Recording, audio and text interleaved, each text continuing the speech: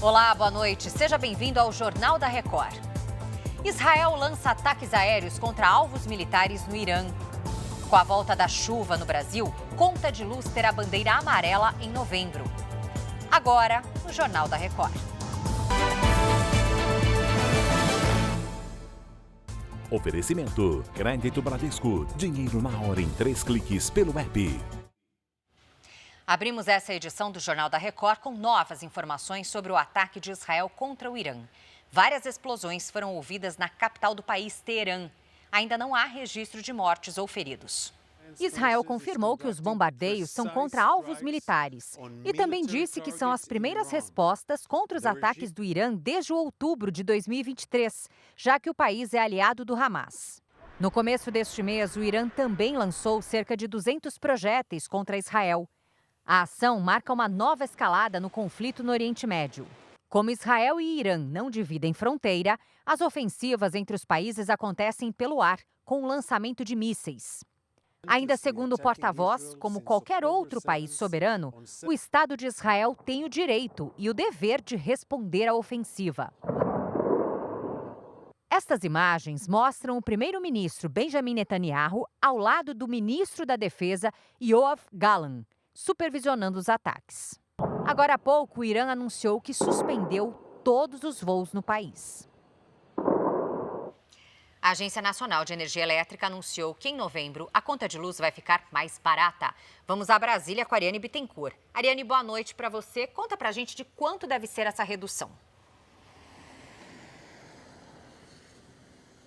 Boa noite, Lidiane. A tarifa será reduzida em quase R$ 6 para cada 100 kWh consumidos. A mudança vai afetar os consumidores ligados ao Sistema Interligado Nacional, que engloba todos os estados brasileiros, com exceção de Roraima, que não faz parte do sistema.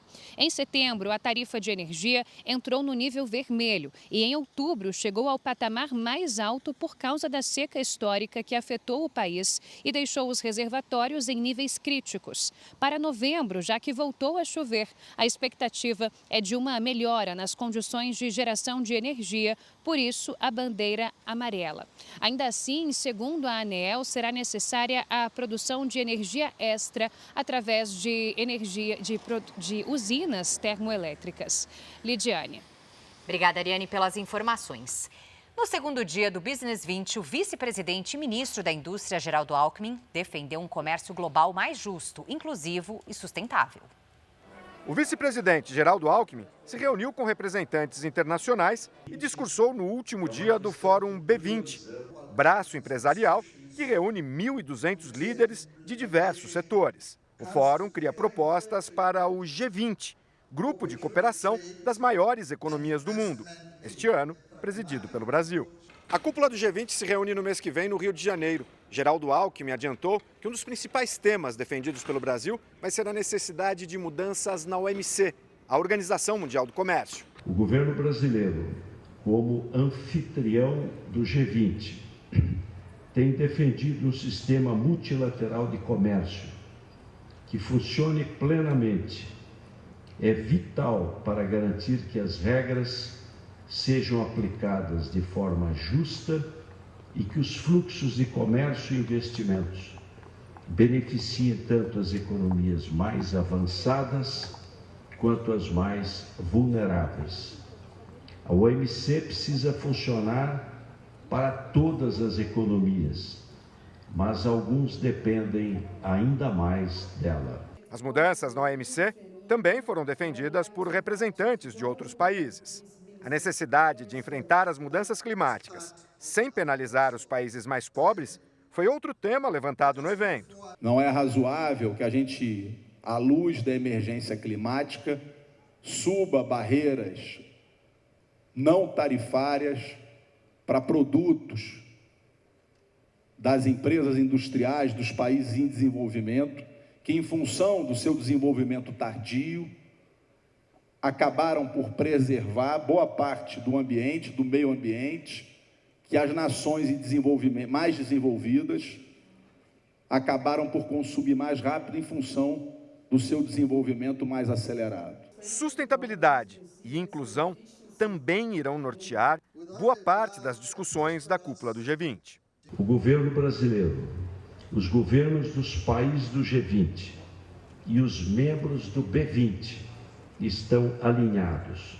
Isso porque todos queremos a mesma coisa, um crescimento sustentável e inclusivo em um mundo mais justo e sustentável. Roberto Campos Neto venceu pelo terceiro ano seguido o prêmio de melhor presidente de Banco Central da América Latina. Essa é a primeira vez que o presidente de um banco central recebeu o título pela terceira vez seguida. A premiação é da revista Latin Finance e um reconhecimento pela gestão do economista no cargo. Em um comunicado, Campos Neto disse que o sucesso é resultado de um esforço coletivo, onde cada servidor do Banco Central desempenhou um papel crucial. Roberto Campos Neto assumiu a presidência do Banco Central em 2019. Ele vai exercer a função até dezembro e depois será substituído pelo diretor de política monetária do BC, Gabriel Galípolo. O governo federal publicou nesta sexta-feira uma medida provisória para manter por mais tempo a isenção do imposto sobre medicamentos importados. A gente volta a Brasília com a Ariane Bittencourt. Ariane, até quando a medida foi prorrogada? Lidiane, a isenção foi prorrogada até 31 de março do ano que vem. A antiga MP com a isenção venceu nesta sexta-feira. Com isso, a partir de amanhã, os fármacos importados comprados em sites passariam a ter cobrança de impostos. Para o governo federal, a medida é fundamental para garantir o acesso à saúde, já que a incidência do imposto de importação pode dificultar a compra de medicamentos essenciais. O texto prevê alíquota zero para o imposto sobre remédios comprados por pessoas físicas para uso próprio, desde que o valor do medicamento não ultrapasse os $10 mil ou o equivalente a esse valor em moeda estrangeira. Lidiane. Obrigada, Ariane.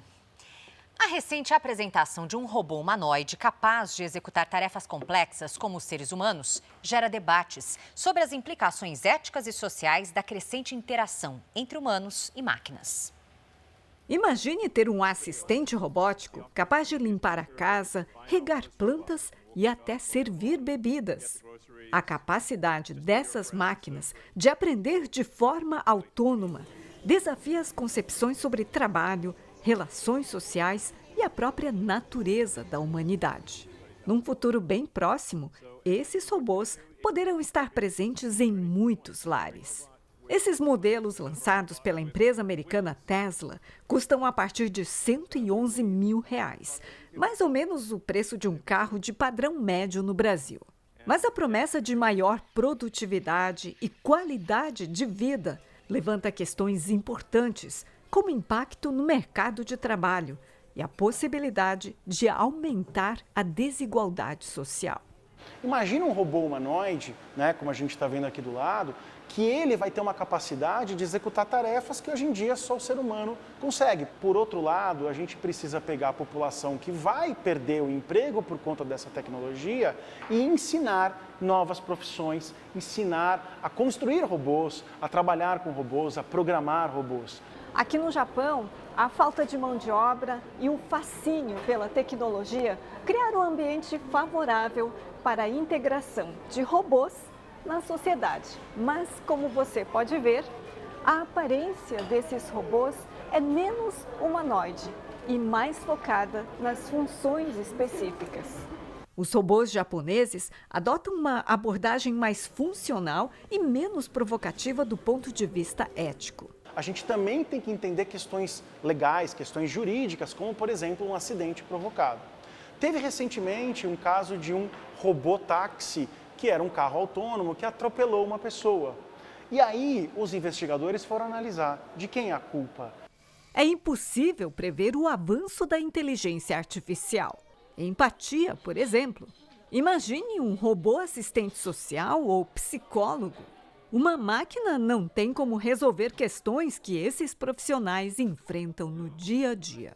A maioria desses dispositivos é conectada à internet você também tem a possibilidade, né, de alguém entrar dentro daquele dispositivo, dentro daquele sistema, sem autorização. Né? Um hacker, por exemplo, como a gente conhece essa figura. Né? Então, essa pessoa ela vai tentar entrar naquele sistema e, se ela conseguir, eventualmente ela pode usar aquilo para outra finalidade. A grande questão é que, hoje, os dispositivos que a gente traz para dentro de casa, eles não têm a capacidade de, por exemplo, se voltar contra nós e atingir a nossa integridade física, ainda, né? Mas o fato deles estarem conectados à internet representa, sim, um risco. Algumas foram desenvolvidas para o entretenimento e deram ótimos resultados em terapias para tratar doenças como Alzheimer e demência. Mas à medida que esses robôs se tornam mais autônomos, é fundamental garantir que essa tecnologia seja utilizada de forma ética e benéfica para a humanidade. Este foi o Jornal da Record. Você fica agora com Fala Que Eu Te Escuto. Boa noite.